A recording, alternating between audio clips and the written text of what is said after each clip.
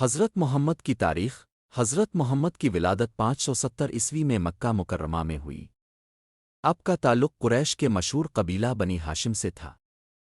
آپ کے والد حضرت عبداللہ آپ کی پیدائش سے پہلے وفات پا چکے تھے اور والدہ حضرت آمنہ بھی آپ کی چھوٹی عمر میں انتقال فرما گئیں۔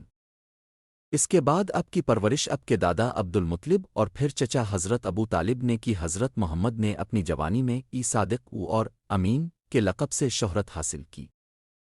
آپ کا پیشہ تجارت تھا اور آپ حضرت خدیجہ کے مال تجارت کو لے کر سفر کرتے تھے۔ 25 سال کی عمر میں حضرت محمد کا نکاح حضرت خدیجہ سے ہوا، جنہوں نے آپ کی سچائی اور دیانتداری سے متاثر ہو کر شادی کی۔ جب حضرت محمد کی عمر 40 سال ہوئی تو آپ کو غار حرا میں اللہ تعالیٰ کی طرف سے پہلی وحی نازل ہوئی۔ یہ نبوت کا آغاز تھا۔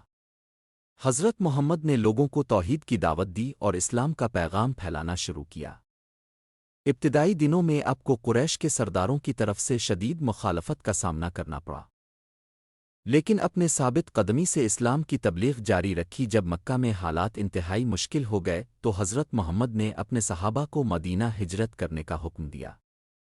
خود بھی ہجرت فرما کر مدینہ تشریف لے گئے، جہاں آپ کا والہانہ استقبال کیا گیا۔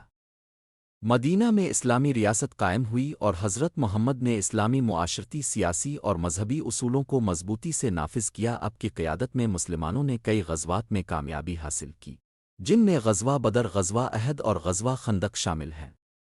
8 ہجری میں اپنے فتح مکہ کے بعد شہر کو بغیر خون بہائے فتح کیا اور عام معافی کا اعلان کیا۔ حضرت محمد نے 632 عیسوی میں حجۃ الوداع کے موقع پر اپنا مشہور خطبہ دیا، جس میں انسانی حقوق، خواتین کے حقوق اور اسلامی اصولوں پر زور دیا۔